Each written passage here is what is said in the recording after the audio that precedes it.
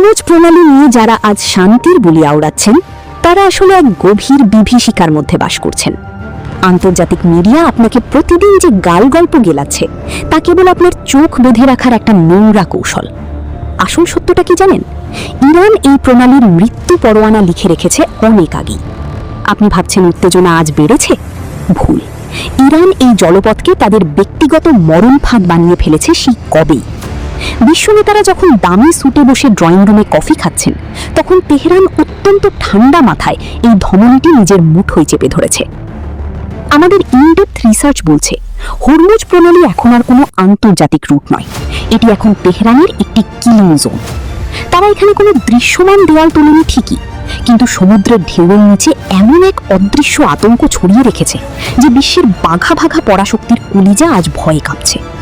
Drone হামলা, hijack আর নিখুঁত mine technology দিয়ে ইরান এই পথটিকে অনেক আগেই বিশ্বের জন্য একটি জ্যান্ত কবরস্থান বানিয়ে ছেড়েছে।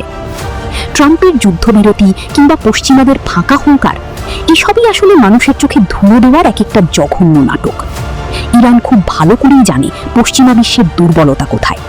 তারা আপনার রান্নাঘরের চুলা থেকে শুরু করে আপনার পকেটের টাকা সবকিছু নিয়ন্ত্রণ নিয়ে নিয়েছে। এটি কেবল একটি হামলা নয়, এটি পশ্চিমাদের কবরের শেষ পেরেক ঠুকে দেওয়ার প্রথম ধাপ।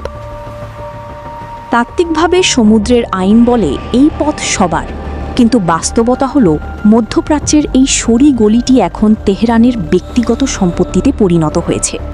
বিমা কোম্পানিগুলো যখন এই রুটকে ব্ল্যাক জোন ঘোষণা করে, তখন বুঝবেন পরিস্থিতি কতটা ভয়ঙ্কর।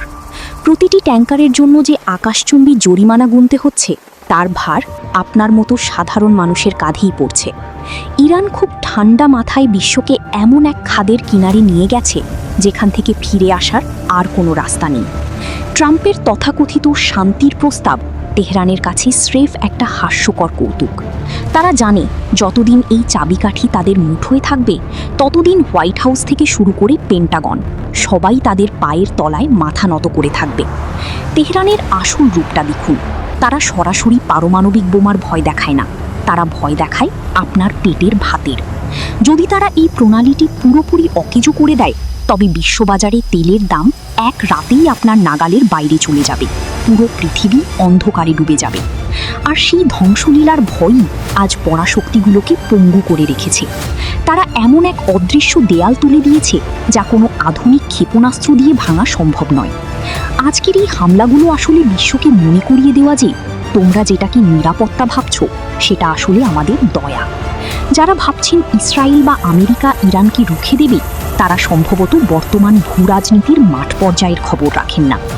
ইরান আজ কেবল একটি দেশ নয়, তারা এখন এই সমুদ্রের একচ্ছত্র সম্রাট। পরাশক্তিগুলোর হাজার বছরের অহংকার আজ পারস্য উপসাগরের লোনা জলে চিরতরে বিলীন হয়ে গেছে। আপনারা দেখছেন সময় এখন। আমরা কেবল খবর দেখাই না, খবরের ভেতরে সেই কদর্য সত্যটাকেও টেনে বের করি।